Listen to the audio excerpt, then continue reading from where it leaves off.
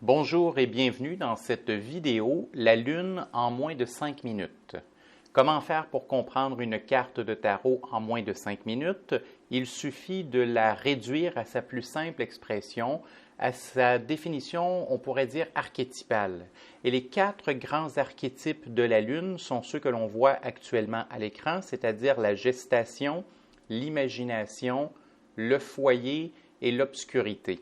Essayons d'aller les comprendre un à un. La Lune représente le fait d'être en gestation ou d'avoir quelque chose qui est en gestation.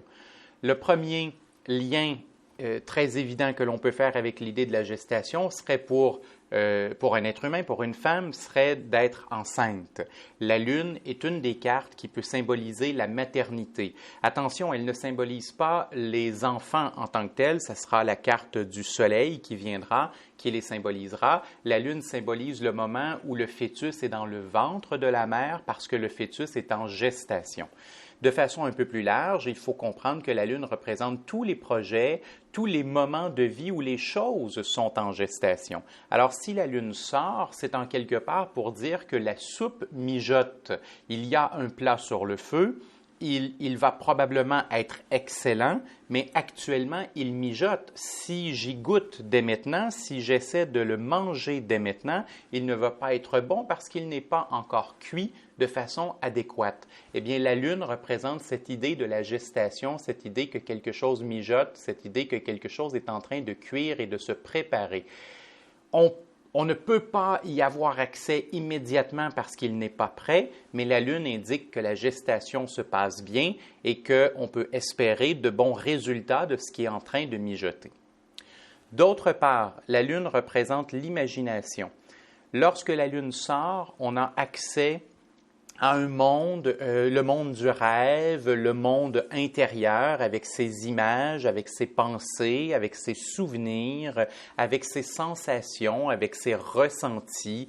On pourrait utiliser le terme anglophone « feeling » qui vient beaucoup chercher ce que l'on retrouve dans la Lune. Bref, la Lune est une carte qui peut être créative, qui peut être imaginative et c'est une carte qui peut montrer que l'on a facilement accès à son monde intérieur et aux images qui s'en dégagent et que l'on peut créer quelque chose au travers de l'imagination. La Lune est également en lien avec l'aspect du foyer. C'est que si on disait tout à l'heure que la soupe mijote, que l'on est en train de préparer quelque chose, eh bien, habituellement, évidemment, lorsqu'on prépare quelque chose, on est dans sa cuisine, on est chez soi. Et la Lune représente le fait d'être à la maison. La Lune représente le fait d'être dans un endroit qui nous rend sécure, dans un endroit qui nous rend confortable. La Lune va représenter le foyer, la vie intime, la vie conjugale, la routine quotidienne, la sécurité du domicile, le confort du logis. Ce sont tous des éléments qui sont en lien avec la carte de la Lune. Et finalement, c'est la Lune, c'est la nuit. Alors évidemment, la Lune va symboliser l'idée d'obscurité. Qu'est-ce que ça veut dire? Ça veut dire que lorsque la carte de la Lune est pigée par un consultant, il est difficile pour lui de voir clair.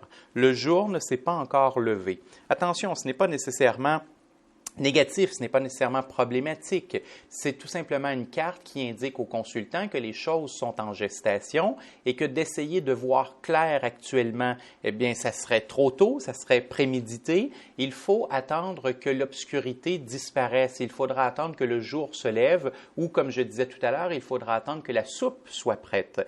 Bref, la Lune représente un moment où les choses sont dans l'obscurité. On ne peut pas les voir et les distinguer adéquatement, mais si on prend le temps et si on utilise les facultés de l'imagination et du ressenti, à ce moment-là, éventuellement, l'obscurité va se lever et on pourra voir clairement ce qui en est.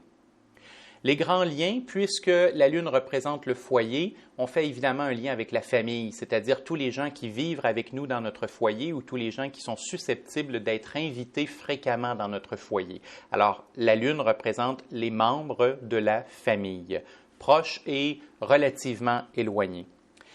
La Lune représente également le passé. Puisque j'entre dans mon monde intérieur de l'imagination et puisque je suis capable d'aller y chercher des souvenirs, c'est que la Lune représente mes racines, représente mon passé, elle représente ce que je peux me souvenir de ce qui est déjà arrivé dans le passé. Également, astrologiquement parlant, la Lune a toujours été associée à la mer. Quelquefois, on entend même parler de mer cosmique. Voilà pourquoi on tisse un lien entre la Lune et la mer. Et finalement, la Lune, qui a non seulement été toujours associée astrologiquement parlant à la mer, elle a toujours aussi été astrologiquement parlant associée au liquide. On l'associe à l'eau, mais également à l'alcool. On va même quelquefois y faire des liens, par exemple, avec le sang chez l'être humain. L'idée étant que la Lune est en quelque part gouverneur de tous les liquides. Alors, qu'est-ce qui arrive si notre Lune est pigée inversée?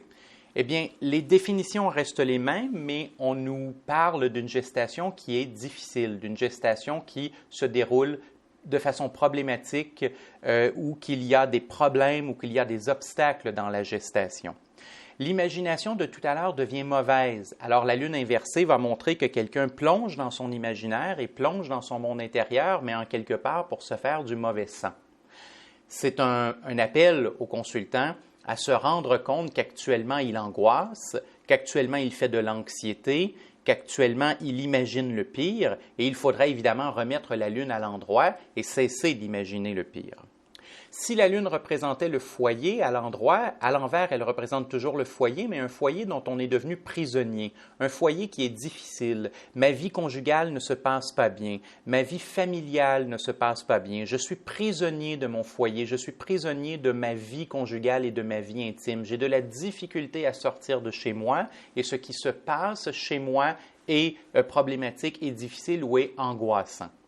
Et finalement, si je me fais du mauvais sang et si j'imagine des choses, si j'imagine le pire, il est normal que je développe de l'angoisse et il est normal que l'obscurité devienne inquiétante. Puisque la Lune représente quelque chose que l'on ne peut pas distinguer complètement, eh bien, si je ne peux pas la distinguer complètement et que c'est inquiétant, je fais de l'angoisse, je me fais du mauvais sang, je trouve difficile de ne pas savoir quand la soupe sera prête, je trouve difficile de ne pas savoir quand est-ce que la gestation va se terminer et est-ce que la gestation va donner un résultat positif. J'ai l'impression que non. Je me fais une espèce de stress à propos de ça. Et voilà un peu l'idée complète de la Lune. Et on comprend maintenant que si on remet notre fameuse Lune à l'endroit, eh bien, on cesse de se faire du mauvais sang, on cesse d'imaginer le pire et on tombe dans un côté beaucoup plus serein, beaucoup plus calme et on est capable d'attendre que la gestation se termine